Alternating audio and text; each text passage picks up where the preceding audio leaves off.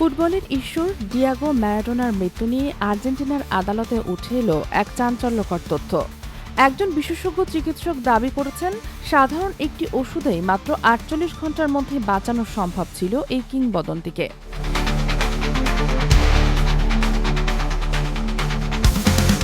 গত বৃহস্পতিবার সান ইসিদ্রোর আদালতে সাক্ষ্য দেন নিবিড় পরিচর্যা বিশেষজ্ঞ ডাক্তার মারিও শিটার। তিনি বলেন, ম্যারাডোনার শরীরে অতিরিক্ত তরল জমে যাওয়ার সমস্যা সাধারণ ডাইউরেটিক ওষুধ দিয়ে সমাধান করা যেত। আইসিইউতে এ ধরনের হার্ট ফেইলিওরের রোগীদের মাত্র ১২ ঘন্টার মধ্যে সুস্থ করে বাড়ি পাঠাই আমরা, বলেন শিটার। আরেক চিকিৎসক কার্লোস ক্যাসিনেলি জানান, ম্যারাডোনার শরীরে এই তরল জমতে অন্তত ১ সপ্তাহ থেকে ১০ দিন সময় লেগেছে। অর্থাৎ চিকিৎসকরা চাইলেই আগেই সমস্যাটি ধরতে পারতেন।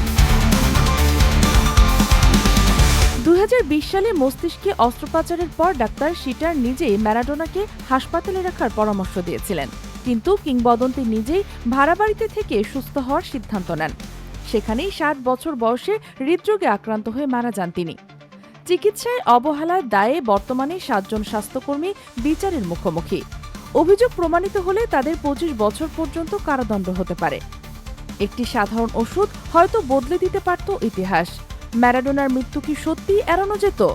আদালতের রায় এই প্রশ্নের চূড়ান্ত উত্তর দেবে। বিচার চলবে আগামী জুলাই পর্যন্ত।